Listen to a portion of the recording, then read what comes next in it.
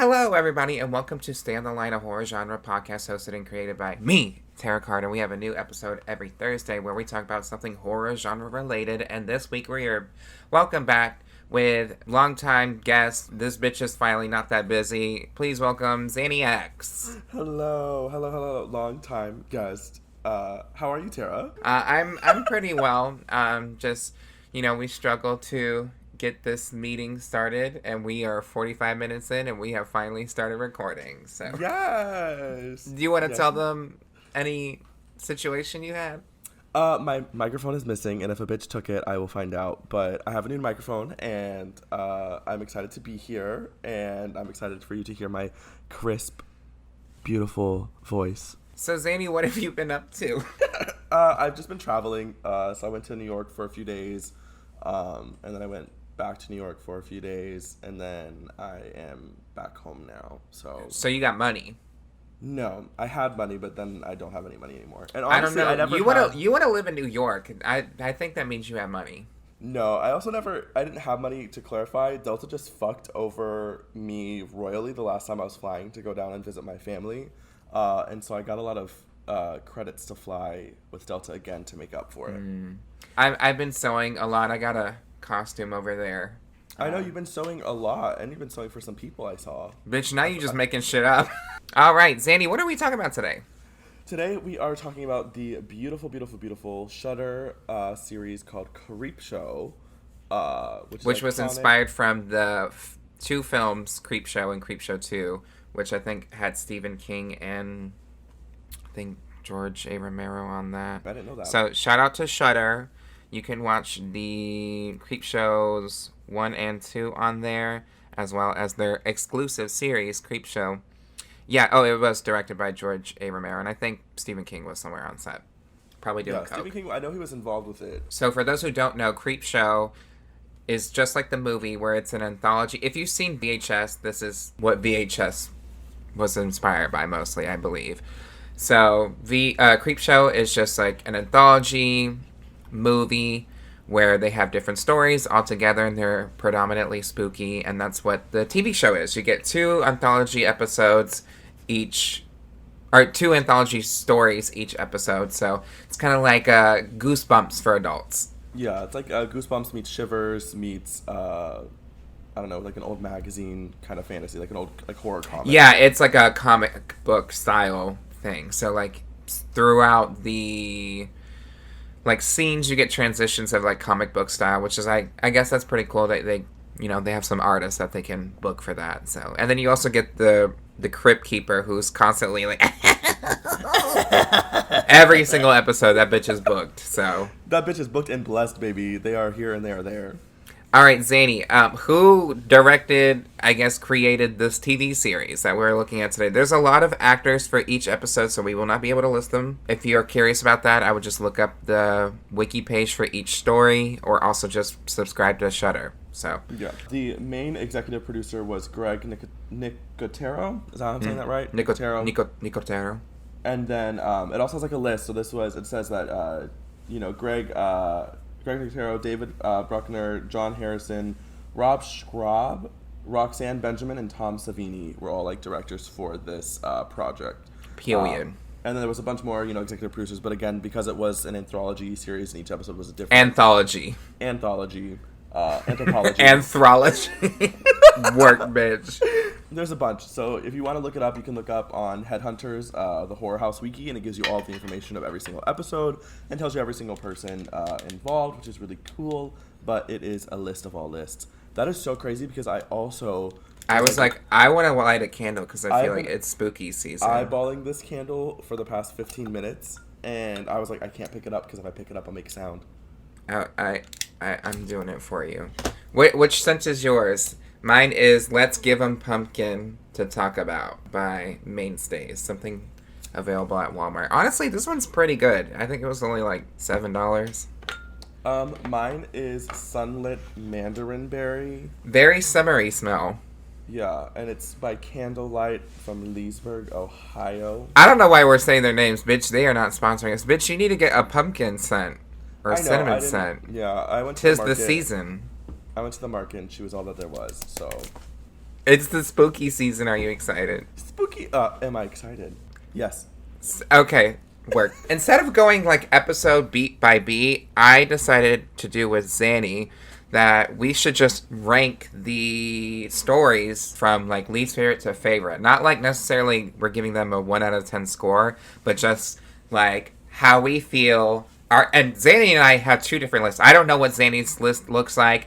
Zanny doesn't know what my list looks like, so we're just going to go by like a numbered list from 12 to 1. So this is going to be a Creepshow Season 1 ranking. Mm-hmm. I think that'll be fun. Instead of going like beat by beat, I think it would be kind of interesting. It's more, personal. We get a little bit. Yeah, we'll explain like our reasons. What was the reason? Yeah. Give me the me. Okay, so do you want to get started with it? Shall we? So we starting with worst, or are we gonna start with our favorite? You got to start with our least favorite, and then you got to say the best for last. You know. Okay. I will say the one that was maybe it was because I was diving in to the show, so I haven't fully mentally absorbed it yet. Yeah. But the first one was weird, and Gray Matter. It was still a good one. I don't want anyone to feel, anybody who's listening to this might feel like, oh, I didn't like it. Do you want to give like a quick little non-spoiler synopsis of this one? Yeah, so basically there's this boy and he Daddy! This little boy who calls his dad Daddy way too many times for it to be culturally appropriate. I was kind of confused. Yeah, Daddy needs his heroes. Daddy needs his heroes. Yeah, but he runs to this convenience store, and conveniently there are people there that he bumps into, and one of them is Tobin Bell from Saw. Yes, which was crazy because what was the conversation? What was the deal? Mama needed an acting gig, okay? Needed a gig, and this is what they got. Yeah. And so basically, the boy, there's a hurricane coming, and the boy's looking for supplies. But this one bitch is like overanalyzing this kid. Like, oh my god, she is asking so many fucking questions, just random about because he doesn't want to go back home because he's scared of his daddy, and so the doctor and the cop there are like, hey, let's go, because they're best buddies or whatever. You also see like when the kid comes in on the newspaper, missing twins. So that comes in later because the twins were killed by the father, who turns into a creature. But, like, this woman is like, you need to tell me what happened to your daddy so that we can help you. I said, you don't, though. You don't. Don't let this kid tell all his trauma. I said, is she a psychiatrist? And no, she's his tutor from 6th grade. The way that she unpacks it, she just goes, you look like you're not eating. Let me go cook for you. And I said, I literally, because I was watching it with Tristan and my drag sister, Kiana Uchawi, little shout out. And we were watching it together, and I was like, this is a hurricane. Like, they're not going to have power. She's not going to be able to cook for them. And then they were like, I don't know. And well, if they have, like, a gas, like, mini... Yeah, but electric... we were young, but during Katrina, were you like, let me go cook a 4-course meal? No. I had a can of beans and a lighter, and I lit that, and I just ate food and prayed. So what was your reasoning for, I guess, ranking this one so low? It symbolizes a lot of, like, alcohol dependencies and a lot of being an alcoholic and like in an abusive home. But to me, it wasn't like executed in a way that made sense to me. Yeah. I don't know. It was just if it would have been maybe a longer story, there was a lot of depth that we could have gotten into that we didn't get into because it was very like. I think it was, because obviously they're only like 20 minutes long. I think it was the execution of the boy, because he's supposed to be narrating kind of this whole story. And I don't know. Like, I think he's supposed to be playing younger, but he looks older. And I just don't get this woman asking so many fucking questions. Just randomly, it's like, are you eating? Like it seems like if you were just listening to the audio, you would think she has a knife pulled up to this kid, being like, tell me what happened. Oh, no. What's really confusing, right, is... I'm jumping to the end. So the boy confesses that his dad is addicted to this Beveragino, right? And every time Harrow's, which had like mold on it and gunk, and every time when he went to go pick it up. So obviously there's something wrong with this beer or something. And like when the dad like spills it, it's like this black goo, and like the dad starts turning into this weird the daddy starts turning into this weird creature. Oh yeah, it looks pretty gross. Like he like absorbs Tobin Bell's like hand, and What kills me is the younger boy. Halfway through the movie, he opens the door, And he's like, "Daddy!" And like the dad is gone, like has just full monster mode, but is under a blanket. Oh And yeah, the and it blanket looks is covered in gross. sludge. It's so gross. It Yeah. literally looks foul. And the boy goes, "My blanket!" Like, I immediately was like, "Something is wrong with your father figure, My bud." blanket. But he just goes, "That's my blanket." You know, this chaotic thing happens, which we can dissect in a second. But the woman that we're talking about, the woman that just makes no sense, she sits down in front of a calculator and is Bitch, just she's like like typing away, doing like, math. I don't understand. What the and fuck is she doing? no explanation. The power is out. The hurricane is hitting. Like there's lightning flashing, and you can see this creature outside that is attacking them. And she's just like 4 billion minus 2 billion minus 3 million equal da da da da da da. And then It's she gonna goes, take over the world in and 6 days. Like, girl, where did you get your resources? Where did you get your yeah, where did you hypothesis? get that from?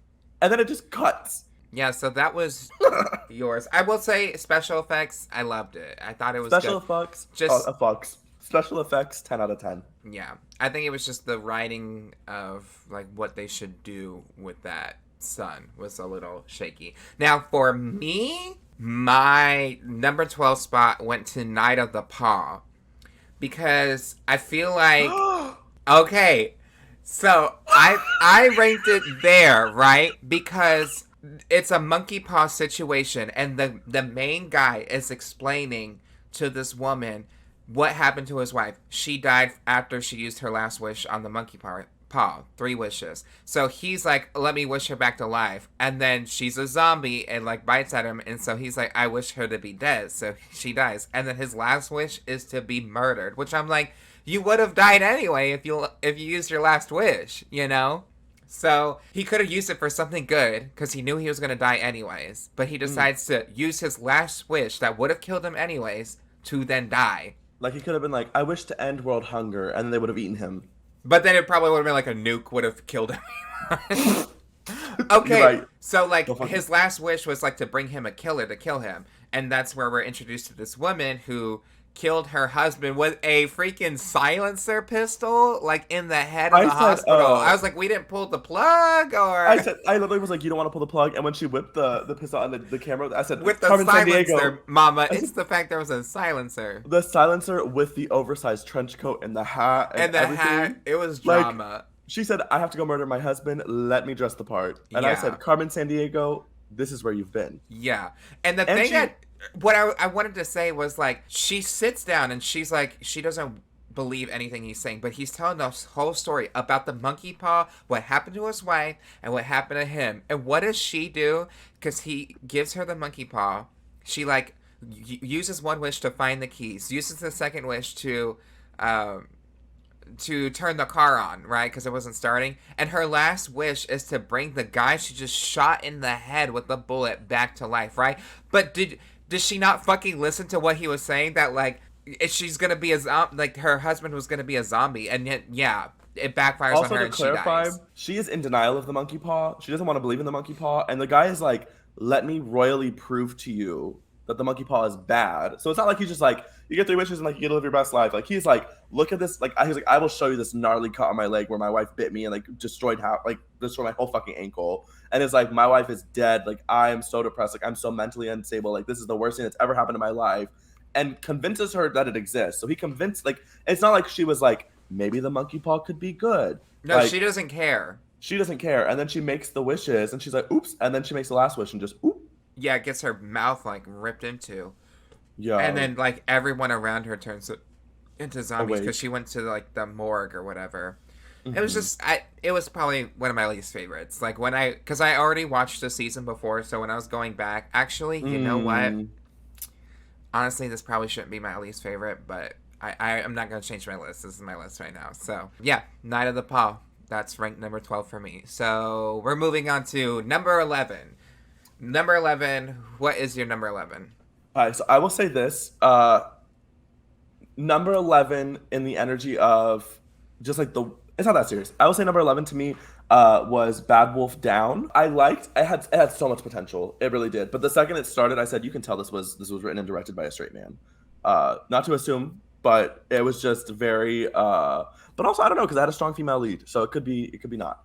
But at first it was just, no, it didn't. Well, she led the beginning of the mess. But it was very not really. And She said, her acting was kind of questionable. I could her tell acting was that. foul. I don't think French was her first language. No, also it was confusing because, okay, so just storyline. Give a synopsis, quick synopsis, very World War fast. II is happening, and they're obviously America's fighting with Germany, and these American soldiers are kind of like in this bunker area. It's like a prison, It's a and police there's station. It was okay, an old police police station. station.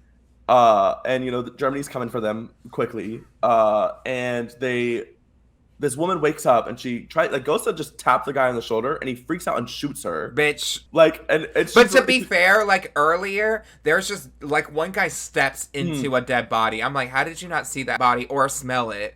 and there's like dead instead bodies in there. Like obviously, like people were mangled in there and something's off. So he And shoots so that this was woman. the part that was confused. That's the part where I was like, "Come on!" Because they step in the body. He's like, "Oh, my boots!" And then he goes, "We got a body over here." And then like his partner's like, "No, we got a lot of bodies over here." And I'm like, "Are you kidding me? Like, if I stepped in a body in my Balenciagas, I would scream. I would cry. I would go through trauma and therapy. I would just be like, no." He gets There's mad a that the lot guy throws up. I'm like, Yeah. dude. And then one of the guys wakes up and it's like throat is missing, is bleeding out, is like blah, blah, blah. Yeah. And then he's like, "What happened here? What happened? Tell me what happened." The guy's And like, dude, his throat is slashed. He can't like, say anything. can't talk, and then the guy just dies. But so back to the hand, she spooks him. Yeah, and shoots her. the whole thing is like she locked herself in the prison because she's a werewolf and she wanted the cross from that guy that shot her because it's silver and it would have killed her. So they are all surrounded by Nazis and they're like, there's only one thing to do. They decide to all get bit by her and she's speaking in French this whole time. I don't know. Maybe I haven't heard a lot of French people speak, but hers just seemed like French was her second language. Also, like, correct me if I'm wrong, but why was she speaking in French, but then the Germans were speaking in English? People are bilingual. Yeah, but like, It probably didn't take place in Germany, babes. Germany I could take invaded that. I France. could take that. It just confused me. I was like, you didn't have to have her have this awful French accent. Like, if you did, like if you could have just let her be bilingual as well, and then we wouldn't have slaughtered this. They probably just this wanted the accent. translation thing. Yeah, which is camp. She infects them all, and then she dies because she like swallows the cross, I think. Yeah, she swallows the cross, and she has a little bit of time, so she bites them, infects them. The way that it was like Holocaust related, but not Holocaust related, and then it was like How is Nazi, it not Holocaust related? like because it's like werewolf, like it's fantasy fiction, but it's taking time in this time period. But also that was such a heavy weighted time period and such like a big thing, and then like they like the Germans were so mean and so foul, and like he's like, "You butt muncher," or what did he call them? Wiener schnitzels. Yeah, he like it was like it was. I think he fully satire. called them. He's like, we need to get those wiener schnitzels. I was like, okay. Yeah, and I was like I understand that this is like slight satire and slight comedy and slight horror, but also like at one point he was like, "Either you can come out or I'll wait for you." And I was like, they would not do that. They would just boom, boom. There is no hesitation. It was serving weird. Main reason I can see why people don't like it are like that. What basically happens is the werewolves massacre everyone. One guy had betrayed them, so their captain goes up and finds them after he steps on a line mine and then kills him too. So that's the end of the story. So that's just. I will say werewolves in World War II are not a correlation that mentally I was like, what? But the scene where they get out of the jail cell and then they go up to their buddy, the guy that trapped them in the jail cell, that was their teammate, and he's like, "You wouldn't harm me," and he like smiles. I was like, this is hot. Daddy werewolf could bite me. I ranked mine a little bit different. It's not the next one up, but I will say special effects when those werewolves are killing those Nazis are pretty good. Like he like rips the jaw off of one of them. One of them gets decapitated with a swipe. So that part was gag. The jaw part was and like the goo coming off of the chin and the revenge plot. I did love the revenge plot. So for my ranked number 11, I feel like people will rank this a little bit higher. But it was Silver Water of Lake Champlain. That's where the Loch Ness Monster is originated from. Is actually like real life. That's where it's from. And that's just what this whole story is about. It's about a domestic family, or domestic abuse family. And I just did not like it. I thought that it was very slow. I thought that it wasn't really scary. I thought that the acting was questionable. The boy who's in there looks like he's not supposed to be in that movie. He looks like he's supposed to be an extra in Mortal Kombat. Like Yeah, like an I was 80s, like he confused. looks like he's supposed to be an extra in like an 80s or 70s movie. He doesn't, like, he's playing younger than what he, I don't know. It was just, there's a creature, there's a Loch Ness monster kind of situation there where one's washed up and she's like, oh, my dad was looking for this and he died trying to find it, and like now we have proof. Like one of them even carves their names into the dead Into the creature. I was like, that's not romantic. Yeah, he's like, the girl's like, like the boy's like, oh my gosh, you're gonna be famous from this, and she's like, no, my dead dad is gonna be famous from this, and then he's Yeah. like, turn around, and it's very Twilight, when he's like, I know what you are, Oh yeah, and uh, even the coloring, it's very gray. yeah, and so he's like, turn around, I've got a surprise for you, and so she turns around, and then he carves into the creature that he finds, and it's literally like the dad's name plus her name, and then a date, and like a heart around it, and he's like, now your dad will always be remembered, and I'm like, the fuck? Yeah, and they Like have you just Polaroid etched into cameras. a They yeah. dead body? If you submitted that, could you imagine that in a textbook? Just opening the textbook Your and like there's the dead high Loch Ness school monster crush with that you're not gonna remember in like 30 years. and I yeah, thought the story was kind of bland. Obviously, the stepdad who's an asshole gets his come up, and it's a happy because there's another Loch Ness monster. That was actually the mother, and it takes the dead body of the baby one. So it was just like, yep, that's the end. So, and also that was the last story of this season. So I feel like that was not a high point. You know what I mean? yeah, that is a really good defense because I liked it more than a few of them, and I did notice it was kind of like towards the end that they were getting better. But that one did kind of end kind of randomly, and it was such a positive ending. Which I'm not saying there can be positive endings in like a spooky moment, but like it didn't leave you with that essence of like, oh, but there's more. Like it was very trauma loaded. It was very, very, very trauma loaded. And then also, which was confusing, is like the girl's dad dies because of the Loch Ness monster, and it basically ruins their family. And then she bumps into it Well, casually in the woods. really him being obsessed with it ruined their Yeah. family. Yeah, very that. And so then she bumps into the dead body, and she's not like, for me, I'd be like, whoa, I need to call my therapist right now. Like, I'm going to call BetterHelp, and we're going to figure this out together.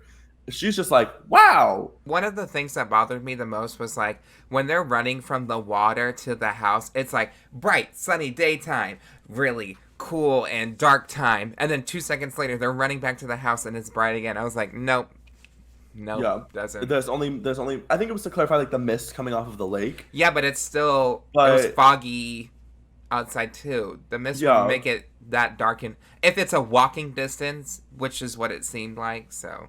Yeah. That's why I ranked mine at 11. And I will say, just because we already talked about it, Gray Matter is ranked number 10 for me. So Team. it was just kind of like, it was the Yeah. first one. I will say one that I actually forgot about until just now, the Politician zombie movie. It was on, like, I'm just like, to me that was a little bit lower. Is that at 10? Yeah. So Like I would that's your have number 10? like now that I'm thinking about it, I would have put it at 12, but it's my 10. Is the Politician. Times is Tough and Muskie Holler. I honestly would have liked this one. I didn't like the storytelling, Yeah. but it was very like, this is now, this is back then, this is now, this is back then, this is now, this is back then. But it was so heavy loaded information that a lot of times they would explain it to you, like they would say it, and I would kind of just like get confused. And then when they would explaining it, I was too busy trying to process what they had just said that I kept getting lost in the translations. Like, But I understand they don't have to show the zombie apocalypse happening. I can understand that. We all know how it fucking happens. A bite, it spreads, we go from there. we go from there. COVID. But, mine's at a different ranking on here, but the thing that I didn't really care for was like, it could have had a really cool concept when their heads are sticking out of the ground. That's like a cool kind of scene where they're doing this game of just like releasing zombies without legs onto these people who have done them wrong. But it's too many characters. Mm-hmm. And I think that's the bad thing. It's too many characters, and they relied too much on comic book, like comic book to explain everything that happened in the past. Like, and this is the shortest one. I think this is the shortest story in this whole thing. It even has David Arquette from Scream, which I thought was very interesting that he was in Yeah. here playing an officer too with a really bad Southern accent. But Any other like specific moments in that What was just story that stood out for you? that it was such a small episode, and then it was like so they really want to portray that these people are bad people. So basically it's like bad politicians and people in this community getting sacrificed to zombies. Yeah, Whoop super high religious people who like really like were basically leading a cult that killed a lot of people. Yeah, and so they're getting punished. But like it was like because it was so short, they really had to like they wanted to get you to understand that these were bad people. And so it was like heavy again like trigger warning essence, like very heavy trauma things that they were doing. But it was so casual and it was like boom, you did this and then like that was it. So it was like kind of weird for the for me personally, for the mental psyche to like get into it because like at one point this is like a trigger warning, but they're like this person raped people and many people, and then they're just like this person forced religion on people, this person manipulated this, and then it was random like this person gossiped. Well, I mean, You I can know? understand if you're like telling people like, oh, like that's part of manipulation. So I can Yeah, it is understand part that of, reason. but it was very like heavy. I And mean, then, she like, must have been a real fucking nasty gutter bitch then. that, but it was very like it didn't like ease into the ease into it. It just very was like they did this, and then they all died. I do Like it like was the just last death where the guy gets his face like bitten off, and it's just like yeah, it's just exposed skull and skin. bones and muscle. And just And that scene of like, you know, all their heads being displayed and everyone is just kind of like cheering on. I think it was kind of cool. It was that too was very short and there was just too much crammed in at once. that because that was very comical. They did it was the whole like the game way, the energy, the people, the speaking, playing their like their false like preaches in between executions, like that was iconic. It has so much potential. Mm-hmm. So much potential. It just that to me was not the one to make a 12-minute short of. Mm-hmm. But yeah. What did you rank number 9? Bob. Me too. I did. The finger. I did too. So The Finger is a story about this guy who narrates this whole episode, and he's talking about how he finds objects, and he finds a weird finger, and it looks like a middle finger. And he's like, yeah, I get the finger a lot. My life sucks. He's very self-deprecating to the point where it's just kind of annoying to follow him. However, so this finger, he like knocks a drink onto it, and the drink is absorbed into the finger, and then it starts to grow with more like food, and it's really cool. Like you see Bob, he calls it Bob. Bob is this little creature thing with beady little eyes. I thought at one point he glued googly eyes on it. That's what it looked like. I like the POV of Bob running around with the camera on his back. Bob running just sends me. It's so cute, and also Bob. Just for clarification, Bob looks like a miniature version of Like a one of the xenomorph. aliens. Yeah, and so it's just like running around like, and like there's fully It's a scene of purring Bob a sitting lot. on, like, purring is like eating popcorn. It on like a soap couch, operas. watching soap operas, sleeps in a freezer, and it's so cute and like curled up. I was like, Bob is camp. But So you're probably thinking, why do we have it ranked number 9? honestly, the narrator first of all, but What's also his name? Let me get it. Bob basically this narrator obviously has anger issues, and anytime he gets mad at someone, Bob kills them. And then like an animal brings Yeah, I don't Bob, like, remember a his peace name. offering. So, Oh like, yeah. I like, forgot about that. he's complaining about his ex to Bob. Bob goes and gets the ex and like leaves the heart. Bob complains about the kids, brings the ex's The kids have heads. disappeared. Yeah. And then, this trucker yells at him, and Bob brings a piece of, artificial, like an artifact from the trucker. A debt collector keeps calling, homeboy narrator, and so Bob brings them their tongue. Like, Bob is just out here scout, and like the narrator's not, which I think this is the thing too, where like the narrator was okay with it. The way that the actor was just portraying it, like it didn't give me sinister vibes, and I think it could have been it could have been a whole different route had they. Yeah, been, like, it was the approach that was a little off for me, and I just don't like. I don't like narrators of characters breaking the fourth wall when they're like you hear them talking and then the character interjects and finishes with that. I just don't. That's just not my favorite. The only time I trope. liked don't it. like that.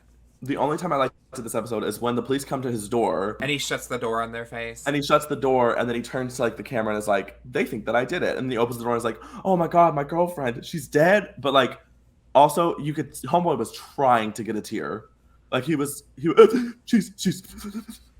like looking up to the sky, boo-hooing. trying. Did not work. Yeah. Made ugly face. Kim Kardashian ugly cry. Not my fantasy. Yeah. But yeah, so But that's number 9. 10 out of 10 for Bob. Bob, if they would Bob have made was it very Bob, cute. I need more from Bob. Yeah, I just wasn't a fan of. I don't like that. I just don't like that storytelling. I just don't like that kind of Yeah. storytelling. So honestly, if there was no Bob, this would probably be ranked a little bit lower. But because of the Bob, it's like just a little bit higher. Oh, and when Bob shakes his head no or yes, when he's like, yeah, he "Do like you want moves food?" his And Bob whole goes, puppet body, and then when he goes, he's like, "Oh, yes, it moves like the whole puppet body. yeah, it's Bob. Bob is iconic." Yeah. So that was both our number 9s. That's crazy. Out of 1 out of 12, we happen to have the same ranking. So at number 8, that's when I put Times is Tough and Muskie Holler. Just because I thought the concept was kind of cool, but it didn't really fizzle out. Honestly, it probably could have moved a little bit lower. But just because I liked the concept of their heads and the shot of them going from below, you see like ants eye view of like their bodies going up in these chairs, and then I thought that was a cool display. So what was your number 8? My number 8 at this point was Carmen Sandiego. Oh, the Night of the Paw. Yeah. Okay. Yeah, I mean, like, I liked it a little bit more. It was kind of the thing where I enjoyed. I love the story of Monkey Paw. Like, that's one of my. I saw it play when I was in like 6th grade, and I really liked the energy of it, so I was kind of drawn to that. But it was very like when I was watching it, I could tell almost and not maybe it's not because I have like a theater background, but it gave me very you need to look like you're a secret killer, so we're gonna give you a silencer pistol and an oversized trench coat and a hat, and like we want you to look like you're a dead woman zombie, so we're gonna give you like these pearls, like everything was so stereotypical with when it came to costuming and like scene building. The camp it just got factor. lost in me. You like the camp factor.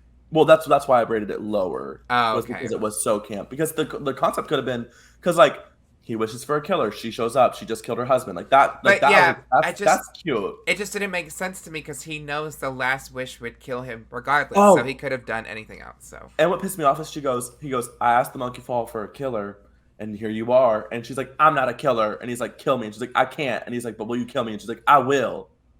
Like it's just boom, boom, boom. Yeah. So we're at number 7 now. So that's when I put the Bad Wolf, just because I like the prosthetics, and I thought if we're gonna do a Nazi kind of story, which I'm so over content on World War II. We get it, y'all. There's a new movie every year, and it probably wins a lot of awards of it. I don't care about it. Like, I don't care about the movie adaptations. I understand the historical context and that it's very important to learn that, but I'm tired of, like, exploiting the trauma of these people, you know? That, to be like World War II and werewolves. Yeah, the same with slavery movies. I'm like, y'all, I don't need to see people getting whipped again. Like, it's just trauma porn. It's just trauma porn. I'm not a fan of that. Real quick, we're gonna go to an ad break, and when we come back, we're gonna be talking about what. Oh, sorry. Yeah, that's you. We are going to be talking about more of the Creepshow. Which that's like Zanny when you see her perform. Oh, because it's really bad. No, I'm just...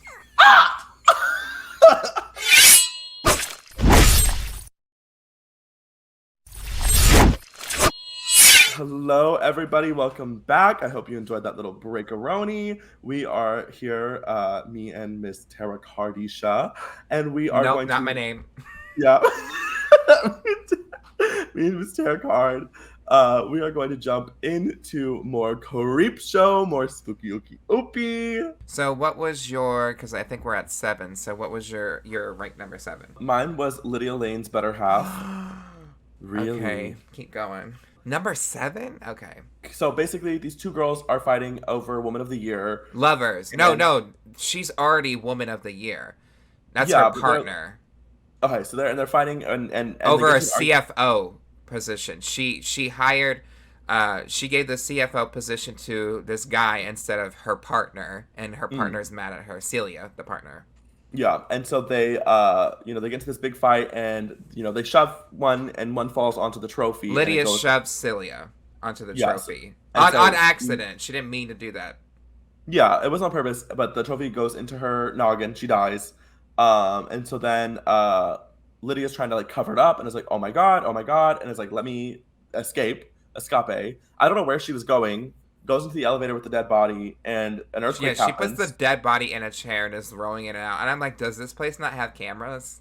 doesn't have cameras. Also, like, what was your end goal? You were gonna go to the parking garage, and then I don't know. But there's an earthquake. They get stuck in the elevator, and while they're in the elevator, Homegirl's body starts haunting her, and Celia starts to haunt Lydia. yeah, and so Celia starts to do some like creepy stuff, and like it's not ever like you don't ever see Celia do it, but like the cameras will flash and like her body will move, and then like they'll flash again and her body will move. Cinematography 10 out of 10. The way they captivated it 10 out of 10. Um, it just like I don't know. I wanted a little bit more haunt in the elevator, I guess. I mean, you kind of do get it. So because Lydia's stuck in there for like a day or two. Oh, When that was the part that yeah, she's stuck in there for a full 24 hours. Yeah, because the earthquake was so bad that it's just really fucked up a lot of people. So she's like, "Fuck this! I'm just gonna open up the elevator and get out." Because there's one point where like the one gross thing is after the accident happens, she's like trying to take the statue out of her head, and then someone comes to the door and she just pushes it back in to Yeah. her head. So it's kind of gross. And then when she's in the elevator, she's sitting across from Celia, and then Celia's head just goes down, and then you see the statue just come out and fall to the ground. Which was that made me nauseous. It It was was so good. gross. But I do like the scene where Lydia's getting close up to her, and a hand comes out of her head and grabs her. I thought it was very cool. It gave me very J horror, which Yeah. I really I was a fan of. And when Lydia's trying to escape, she's like climbing up because when she opens up the elevator doors, there's only a small area. And we've seen this so many A times in million. movies where like she's like trying to get out. She has to go legs first because she has to climb up somehow. She goes legs first, and when she's trying to leave, Lydia grabs her head. The elevator moves in and decapitates her. So when they find the bodies in there, Lydia's sitting or Celia's sitting with Lydia's head in her lap, and I thought that was cool. However, I will say, Mortuary Collection has probably the exact same story. It's like the exact same story. Where a lover, spoiler alert for Mortuary Collection, watch it on Shudder. This is the same thing where the lover is killed because they accidentally fall into something that impales them in the head. It looks very gross. He takes them to the elevator, gets stuck in the elevator, and then meets like he doesn't die there. I think he just goes crazy, but that's kind of like the same thing. So I was like, very very similar. Very peculiar. But I like this one. But that was your number 7. Yeah. Okay, so what was your number 6? I'm like, is it the same one that I have? Well, tell me what your number 6 is. No, you tell me. My number 6 was The Man in the Suitcase. Oh no, it wasn't. But it was that was very close. It was very close. So my number 6 was Skin Crawlers. Oh, yeah. Okay, so why? I'll explain Skin Crawlers. So Skin Crawlers is basically a leech that this guy found in like this Amazonian forest or somewhere in the Amazon, and it looks disgusting. It's huge, it looks gross, and he uses it for his company to like lose weight. All these people who are getting it in days later, they're from like 300 pounds to like under 100 or like 120, and the results are like, yeah, you lose a lot of weight. But this one dude, I think his name is Henry, and he's like, I'm not getting that procedure because, bitch, what the fuck is that? Which I don't blame him, bitch. That looks not good. Scary. It was Yeah. the whatever CGI or whatever that was. It looked so real. It looked so. I think they uncomfortable. use It was so CGI and then they creepy. use prosthetics too. But Yeah. 'cause long that story thing short, like the creature, I guess during an eclipse, animals can act a little crazy, and they say the whole time the creature is harmless, like it doesn't do anything except eat your fat. However, it implants eggs into you while it's eating the fat. So during this eclipse, like bitches' heads start exploding who got the procedure done, like worms are coming out of people's eyes. Anything with eyes is gross. Like the main doctor who does this, like a huge creature comes out of him, and I think it's funny that the character who doesn't want the procedure done, because this is all televised too. Like they're trying to do the procedure live, and our main character is like, "Oh, finally, I'll do it," because he's getting peer pressured by everyone. He's like, "Oh, you don't need to work out anymore. You don't have to do all this healthy stuff." Which I like the message of that, where it's like just because you're skinny doesn't mean you're healthy. Because he's basically saying, oh, you can still be eating all this bad food. You don't even have to work out anymore. Because I think a lot of people get that in their head, where it's just like because you're skinny, you're healthy, when that's not the case.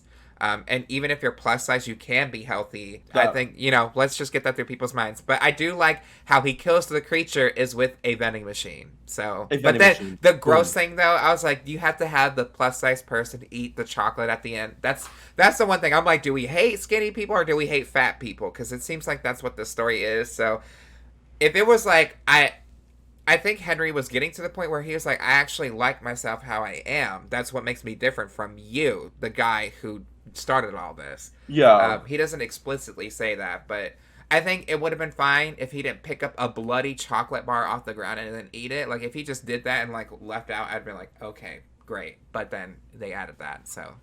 That. Your thoughts on the story? Very similar. The chocolate bar at the end, like I understand that was like a cinematography, like let's make it gag worthy. Didn't like it. Like that's the last thing I would do in that experience. And then also like the part that I didn't like was that each person had a different thing. So it was like homegirl, like the creature came out of her eye, and it was like this weird worm in her eye. Yeah. Other homegirl, her head split open like Demogorgon style. Yeah. The main guy, like this massive, massive creature that there's no way that physically could be inside of his body. This creature's like 4 feet by like 2 feet. Yeah, Like it's just jumps out of coming his out of body.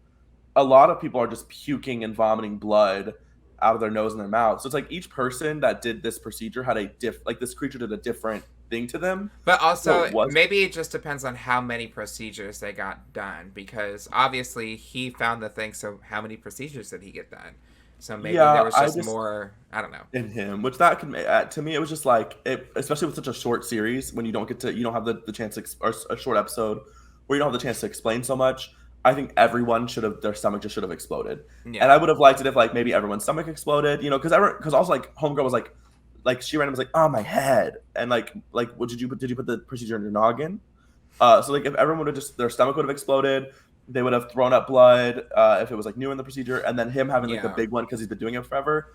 That would have made sense to me. hmm Maybe it But it was to was make it seem like so they weren't like Alien, because I feel like that would be too much like Alien, where the parasite explodes it's out of coming your out of the stomach, Yeah. which is exactly what I thought because he like lays on the floor and like gets it up, and I was like alien. But I just think there's ways they could have done it, and then also it was like, so what? A full moon just randomly caused this, which they explained it. They're like because of the not a full moon, eclipse caused this. They explained like the magnetics of the earth and like all these things, like they can mess with animals' frequencies. I was like, we didn't have to blame it on an eclipse. Like we could have done something else. Like we could have done something a little bit more because this hmm storyline was so based in reality. Like that just randomly being like the eclipse caused this made it like not reality in my mind. Are you telling me that the fat eating leech was realistic? Was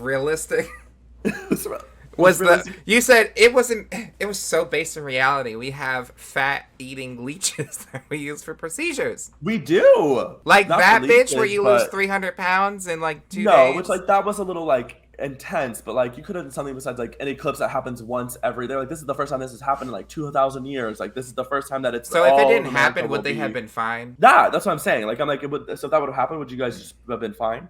Uh, and like everyone was mad at Homeboy because he was like, how dare you? Like you lied to us. Like you said you tested. And he's like, I did test, but I didn't fucking pull out of my ass at an eclipse. Like I need to test what would happen Yeah, during an eclipse. Like that wasn't that's on my bingo valid. card. Yeah, but now I'm like, is this water that I'm drinking that's FDA approved gonna fucking cause me to explode with parasites during an eclipse? Yeah, if Like, you get your water from Jackson, Mississippi. Yeah, figure that out, government. If y'all don't know, Jackson, Mississippi does not have drinking water. It is mm-mm. almost black. Anyways, your number 6 was The Man in the Suitcase. So do you want to give Yeah. like synopsis of The Man in the Suitcase and then thoughts? Man in suitcase. Literally, this gentle human is flying. He gets his suitcase. There's a man inside the suitcase. 'Cause it's not his- Coincidentally, the same looking suitcase as his. yeah. So he grabs arm one. There's a man inside of it. The man is like, oh my gosh, like these people have beat me up and put me in here, whatever. And so the boy's like, oh my gosh, let me get you out. Every time the boy tries to get this man out, like a coin comes out, and the coin is worth like so much money, like Yeah. 200 $300. And the And the coin man's comes like, out because every time he's hurt, like, he yeah. produces money. Yeah, he's like, every time I'm in pain, I produce money. So the boy tells, his best friend and his girlfriend, No, he and doesn't tell his girlfriend. His girlfriend just is at she his finds place out. getting his ex-girlfriend comes to his place and is like, "You're sick. You murdered someone," and they're like, "No." So they find this guy and he's in this suitcase. Like, y'all, he's not just doing like child's pose, yoga pose in the suitcase. His body is like a fucked up pretzel through a blender. Like it just things are Yeah, not like he's contorted. in And unnatural ways. Like when they try to touch him, it's like cracking his that body. And so every time pain, and so then the roommate grabs the suitcase, throws it down the flight of stairs, and all these coins come out, and he's like, we could be rich. So it's basically this like money scheme where like this man is in the suitcase, and every time he gets hurt, he produces money. He's obviously like some type of like we learn that he's like a some sort of demon like god. demon god, something like. But we know it's like it's an entity. It's not like a normal. Yeah, he's human. he's not a normal person. And so they're causing pain, and they're inflicting all of this pain, and they're making so much money off of it. And then the boy who finds him is kind of like, this is wrong. Yeah, Justin's like, even initially he's like, I don't want to do this, but we'll just give it 48 hours to do this. But they're like, when 48 hours passes, like his ex, who was also sleeping with his roommate, his friend, which is fucked up. Like, they're sleeping with each other and they don't know. They decide, like, because he's like, oh, I'm going to call the police. Bitch, do not say that to people who are trying to hurt somebody for money, because what does his girlfriend do? Smashes his phone and then bashes his head in, and he falls down the stairs. He falls down the stairs and is like unconscious. And so the girl's like, what do we do now? And the boy, the roommate, is like, we rob him. Like, we beat the fuck out of this man one more time, and we bounce, like we run. And they go to do it, and instead, like, this demon thing, instead of like being like, oh, I'm in pain, starts laughing sinisterly and is like, ha ha, and then comes out of the bag and turns to this huge giant monster thing, and then boom, 2 suitcases, and then does the same thing to like puts them in the suitcase. Yeah. So it's basically like a morality test. The thing I didn't like about it was that like the whole scene with like the cheating ex-girlfriend, like that was not necessary to the storyline. I already like it to me was like, you're doing this to get me to see that this is a bad person, but I already knew this is a bad person because they're inflicting pain on a stranger. Yeah, because his friend says, as he's reaching for his food, you let people walk over you, and he's already like he's eating our main character Justin's food, so you can tell he's kind of an asshole. The girlfriend's already an asshole too, because she's I will say the thing I didn't like was the soundtrack, where it's just like, I smoke weed. Yeah, it was very 2013. Where like, do y'all remember that period in like 2012, 2000 to like 2014, where like white people just made like everything about weed in their movies to make it seem like it was cool. Do y'all know what I mean? Do you remember this? The commercials with the girl where she's like, "This is what happens if you smoke weed." Oh, where she's like deflated or something. Yeah. Oh, I didn't know that was weed, but like. But you know what I mean? Like, Workaholics around that time area, like, people just thought, like, smoking weed was like, oh, it's so cool. Where it's like, it's just weed, y'all. That undertone was in this episode. Lot. Because she even, like, ex-girlfriend calls him, and she's like, are you drunk? And he's like, no. And she's like, are you high? And he's like, yeah, what about it? Like, who cares? And then she's like, well, if you don't start doing something with your life, like, I don't want to be with you anymore, so I'm going to leave the decision up to you. Yeah. It's like, girl, he's just, people use it to cope I will say his acting wasn't that bad. No, I really liked his character. Yeah. It's just like, so first the beer one, then like the weird levels of like family home trauma, and then now like the weed substance, I don't know if it's because it's just so short that they're trying to desperately hammer in that like this is like a negative connotation, but it's very like, I'm like, you obviously were not around anybody who smokes weed, because no one who smokes weed is going to watch a YouTube video about people smoking weed and then listen to a song about weed while smoking weed. You know what I mean? Like, I was like, we get it. You don't have to force it down my throat that he smokes weed. Yeah. The one thing I did like is that on the TV there was like during one of these little trippy episodes, there was like a lamp and like a genie and like mystical magic, and there was coins. So, like, while he was watching this video, it kind of alluded to what was going to happen, and I thought that was very cinematography, like camp. Loved the graphics, loved the storyline. There was so much extra that we don't have a lot of time we didn't need. And apparently this demon thing does this a lot, and just has all these suitcases of people that he does this with frequently. I love that Justin survives at the end. He's like in the hospital, and the guy writes him. He's like, if you ever need anything, let me know. I mean, he's not an asshole to people who aren't assholes, but if you're an asshole, he will punish you. So I wish he would have left like a bag of coins versus like flowers. Like, that would have been more mentally like, honestly, after that I'd been like, I'm done seeing coins. Yeah, you'd be like, no more coins. Yeah. So my rank number 5 was the Man of the Suitcase, just because I liked it a little bit better than the Skin Crawlers. So what was your number 5? The House of the Head. I'm dead that the House of the Head is a story about this girl who has a dollhouse, and she has it's a huge dollhouse. There mysteriously is a random head that shows up in there, and progressively when she leaves, or even when she just turns her head, the dolls are moving frame by frame in different points in the house where this creepy head is, and the head is like killing the dolls, like it's decapitating them. Eventually, like she tries to get a police officer doll in there, a Native American doll, which I was like, why did we have to add that in here? I hate the spiritual Native American trope, and of course they added it in the story. It would have been absolutely perfect if they didn't add that. They should have just had a priest doll. And then, yeah, like all the dolls are dying, and there's like this one peak moment where she's like, all the dolls have died. They're literally being decapitated, and it's pretty spooky. I actually really like it. I like this story.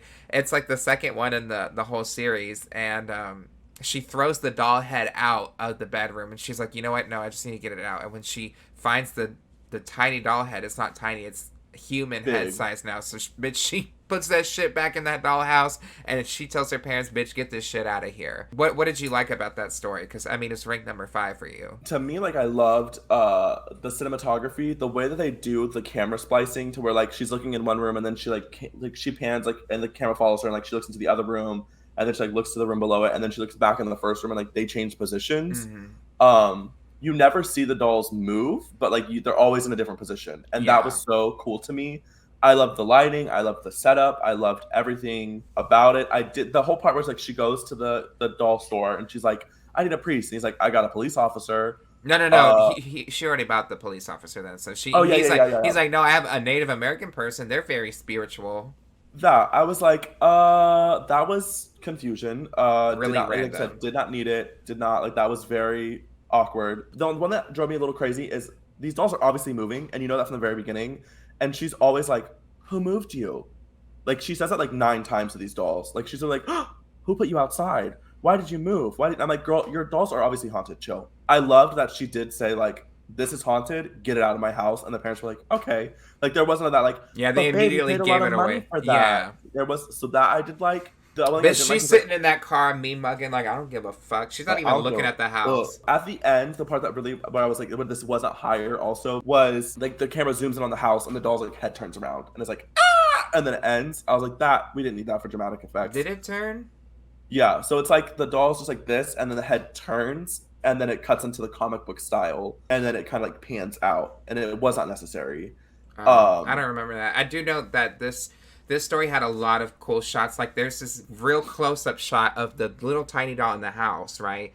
And then it pulls out and zooms out all the way through the house. Like, it's inside, like, very far in the house. I thought that was a really cool shot. So, yeah, only thing that I really didn't care for was just the adding of the Native American spiritual guy. Thought that was so random. I like that she doesn't tell her parents. And then there's this whole thing where she's like saying, like, oh, my kid's figuring things out. That's why they call it figurines. Like, she's like, obviously going through this stage in her life where she's like figuring out things personally, and she's realizing, you know, she's maturing in a way that's like not normal for other kids. So that was your rank number 5 personally, because we're gonna go into rank number 4. That was my rank number 4. It was really hard to decide my top 4. I think the top 4 are pretty good stories. So what was your number 4? The crawlies, the creepy crawlies, the worm, the fat, the skin crawlers. Yeah. I gotta put that there because I did like the storyline. Work. Okay, so what is your number 3? My number 3 would probably be. I'm trying to think of which one I haven't said. Like, you didn't say Silver Water on Lake Champlain. Okay, yeah. Well, then that'd be because I know my first 2, and that would be my third one. Because I did like the energy of the storyline. I did like that it was a Loch Ness Monster. I liked that it was like a little bit different. I just did not like the things that I didn't like about it that I had said prior. Mm-hmm. But like when it comes to professionalism, to me that was one of the most. To me, they had like a very good budget, and I liked what they did with it. I liked what they did. I mean, yeah, having a giant body like that of a sea creature is not cheap at all. I just didn't care for the story. Yeah, and it's one that like. I don't like. There's certain cinematography, certain tropes that I would like. I don't know. I would like to maybe not see in Creepshow. Like, to me, the Loch Ness Monster isn't like a horror, spooky, mysterious like thing. It's like a cryptid, which is spooky though. Which is spooky. So I can see the contradiction. I just don't. To me, it didn't fit the element of like the weight of all the other stories. It just wasn't scary. Yeah, like you could make it scary. It just wasn't scary. Yeah, the only part that was scary was like the stepdad dies, which like we all were rooting for in the first place. So it wasn't even like a So it's ranked number 3 for you? yeah. Well, because number three, I really liked the cinematography of it, and I really liked. To me, it was the most I could mentally understand it. Like I could be like, okay, this storyline makes sense. They did not focus on a lot of side trails. It was very this is what's going on. This is the family. This is what the problem is. This is what we're obsessed with. This is how it's ending. Done. There wasn't like added fillers, so to me it was a lot easier for my brain to like dissect it and understand it. My 3 was All Hallows Eve. This is a story about a bunch of kids and they're going through trick or treating one last time. To us, we think it's just them growing up and they're being adults, right? So they're going through, and you're realizing these kids are kind of assholes to everyone. They're like literally going into people's houses and like grabbing shit like food and snacks and shit like that.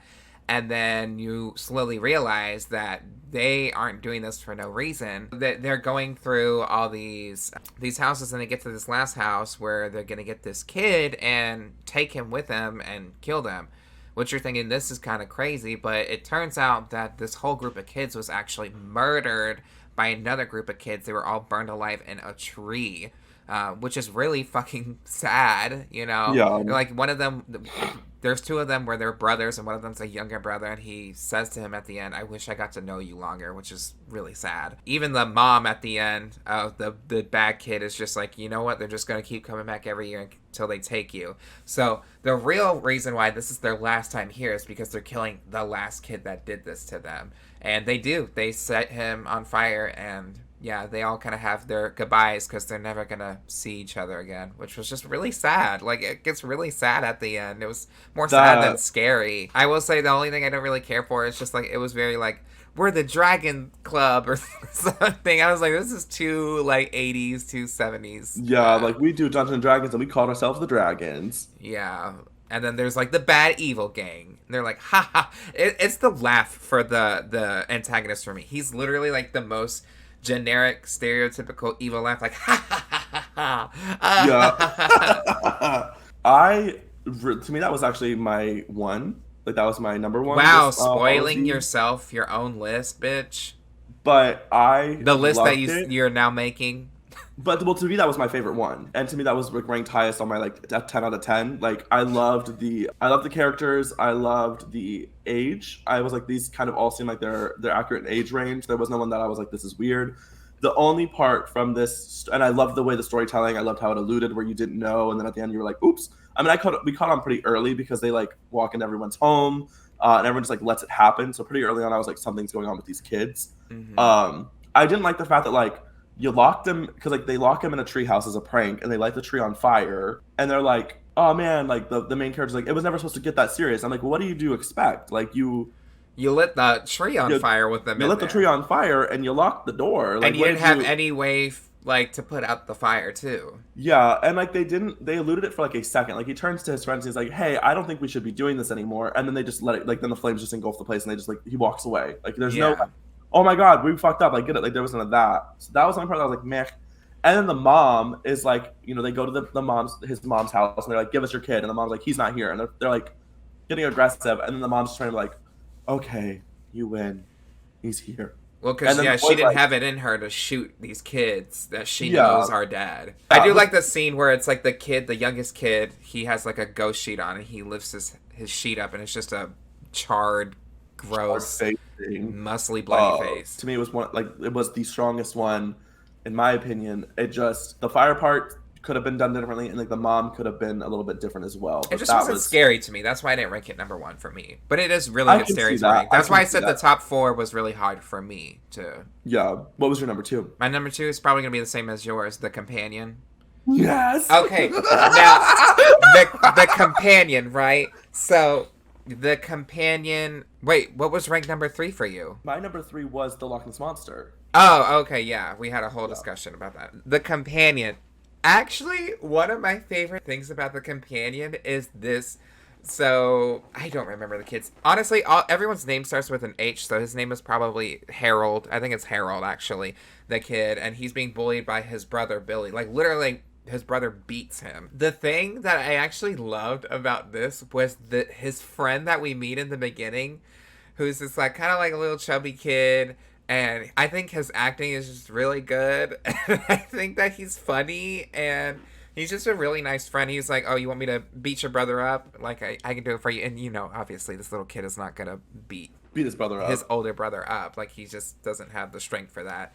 But he's just really nice. He's like, you can stay at my place if you need. And here, I left you some snacks here for you too. I don't know. I really like that kid. I thought he was really funny and his acting was good. Other than that, the story takes place like he is running because his brother comes after his friend leaves. They're like near a stream. Harold, I think his name is Harold. Harold is running in these, like, he is running until it is nighttime, and his brother is still, like, chasing him, saying he's gonna kill him. Like, it's crazy how long he's chasing him for, and he stumbles upon this scarecrow where he takes a cane out of it. It looks just like a regular stick, and he goes into this house, and then the scarecrow comes after him, and he finds out through a dead body that's in the basement, because he falls through the basement, that the dead body created the scarecrow after his wife passed away.